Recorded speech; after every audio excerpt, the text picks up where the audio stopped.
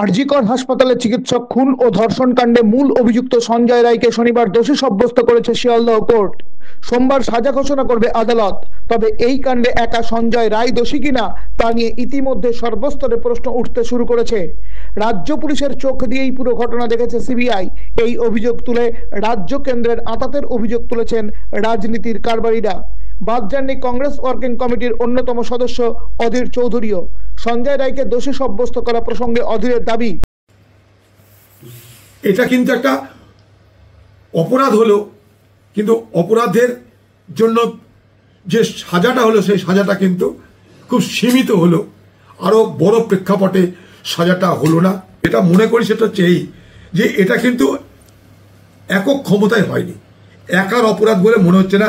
এটার মধ্যে আরো অনেক অপরাধী জড়িয়ে আছে, প্রত্যক্ষ হোক পরোক্ষ হোক, আরো অনেক অপরাধী এই ঘটনায় জড়িত বলে আমার ধারণা। আমি তো কোনো তদন্তকারী সংস্থার মাথা নই, সাধারণভাবে আমাদের বিচার বুদ্ধি যা বোঝায় তাতে সাধারণ মানুষের যা বক্তব্য, যা আপনারা দেখিয়েছেন, যা বিভিন্ন পুলিশের আধিকারিকরা যা বলেছে, সব মিলিয়ে বলছি যে এই ঘটনার একা একজন সিভিক পুলিশ করে দিল ব্যাপারটা এত সহজ সরল নয় বলে আমি মনে করি এই ঘটনায় আরো অনেক অপরাধী জড়িত আছে।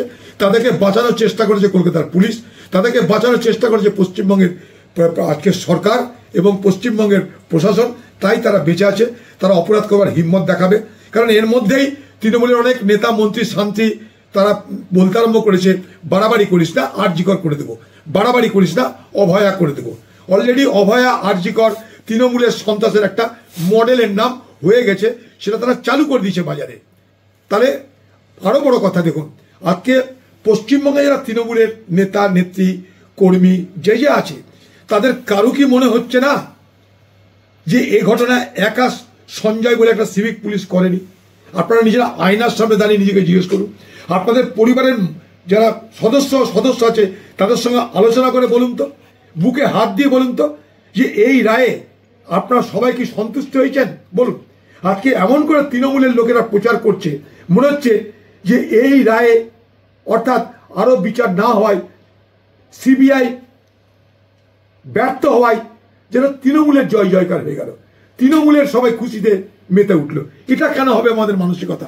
আরজি করের যে মেয়েটা, সেটা আমাদেরই ঘরের একটা মেয়ে, সে তৃণমূলকে ভোট দিয়েছে না কংগ্রেসকে ভোট দিয়েছে না বিজেপিকে ভোট দিয়েছে না আপনি জানেন না, আমি জানি। তার পরিবার কাকে ভোট দেয় আপনিও জানেন না, আমিও জানি না। তারা বাংলার নাগরিক, একটা নাগরিক বাংলার, একটা আমাদের ঘরের একটা মেয়ে, একটা চিকিৎসক, তার উপরে এই ধরনের বর্বরচিত আক্রমণ, ধর্ষণ, খুন যে হলো, তার যে সর্বাঙ্গীন বিচার, পূর্ণাঙ্গ বিচার হলো না, এটাকে আপনাদের একবারও মনে হচ্ছে না? বুকে হাত দিয়ে বলুন তো আপনারা, সব কি যুক্তি দিয়ে টিভির সামনে বসে আপনারা নস্যাৎ করবেন? একবার কি মনে হচ্ছে না আপনার ঘরে কেউ যদি হতো আপনি কি সন্তুষ্ট থাকতে পারতেন? আমি সন্তুষ্ট থাকতে পারলাম না এই বিচারে। তার মানে এটা নয় বিচারকের সিদ্ধান্তের আমি অসন্তুষ্ট, তা নয়।